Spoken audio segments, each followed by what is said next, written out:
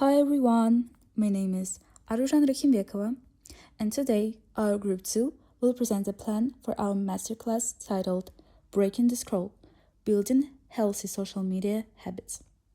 Our masterclass focuses on one important global issue the impact of excessive social media on young people's mental health and well being. To begin our masterclass, we would use a simple but thought provoking hook. Participants would be asked one question: could you stay off social media for 24 hours? We chose this question because it immediately encourages self-reflection instead of giving information straight away. Before discussing research or statistics, we want participants to think honestly about their own habits and consider how important social media is in their daily lives.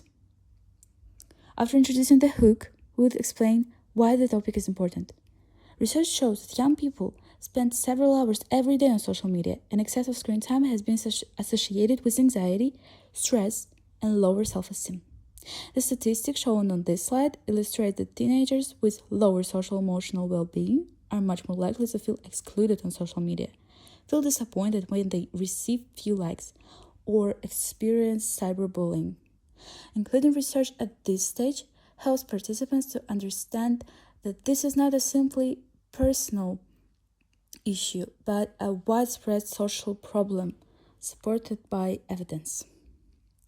Next, we would introduce the learning objectives of our masterclass, which are explain how social media affects mental health, identifying healthy digital habits, and apply practical strategies to improve digital well-being. Also about our lesson goal, it is to educate participants about the impact of social media on mental health and provide practical strategies for building healthier digital habits. Finally, this slide presents the overall structure of our proposed 45 to 50 minutes masterclass.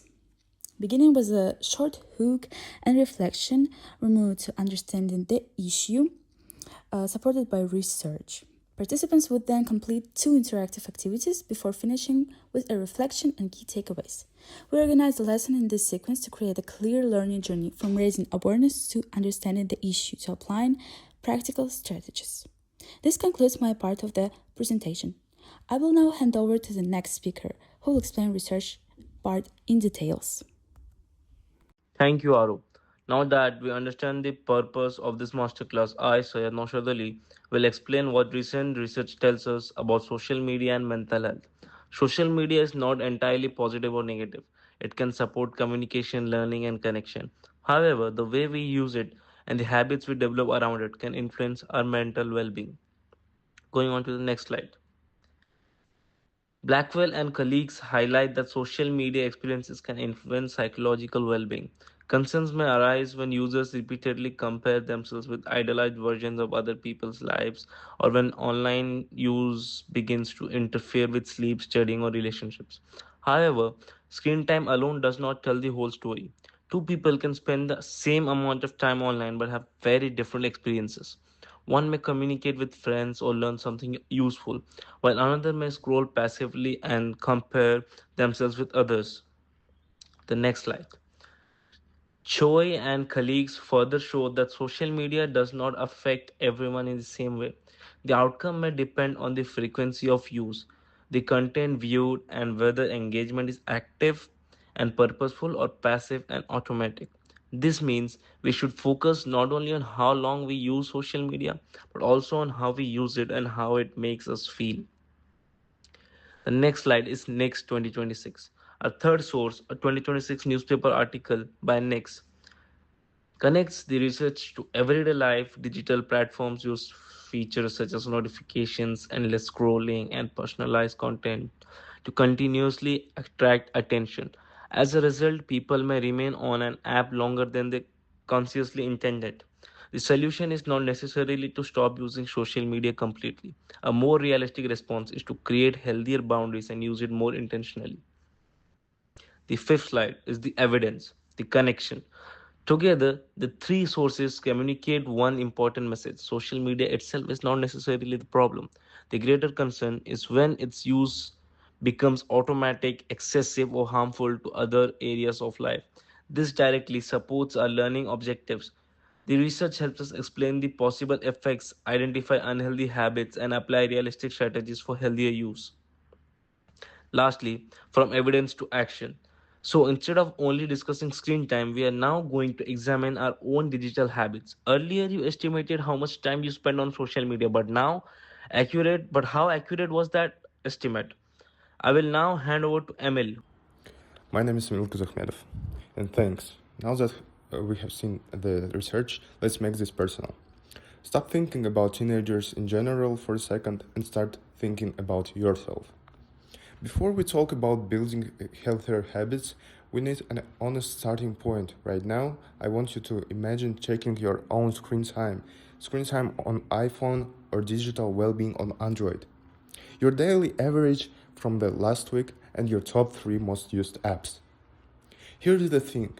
Most people guess their screen time is way lower than it actually is.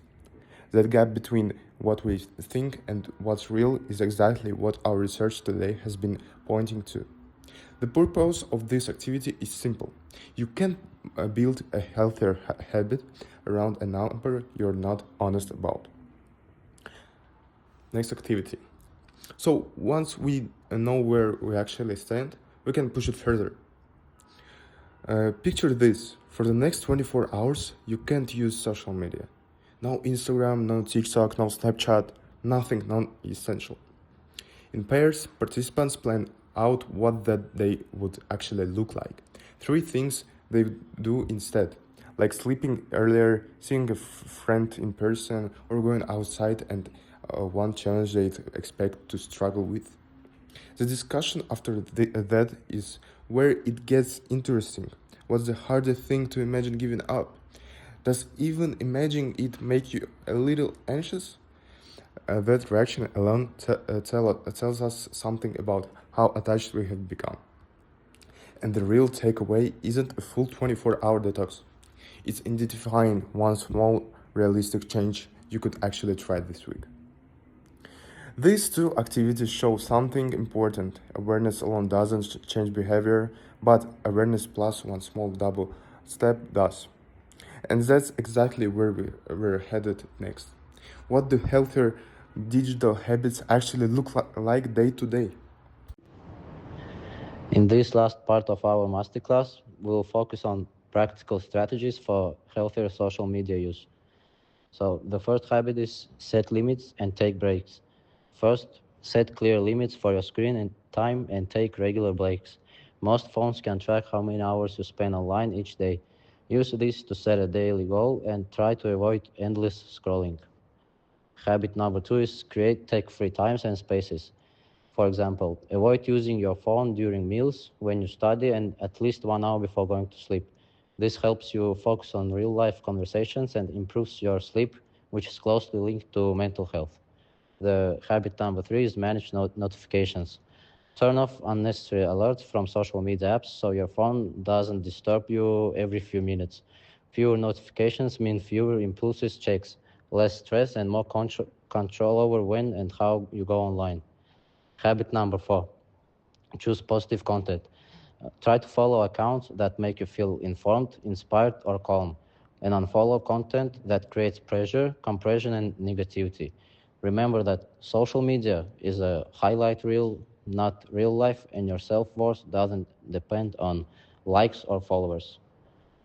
For the wrap-up activity, it's your turn to reflect.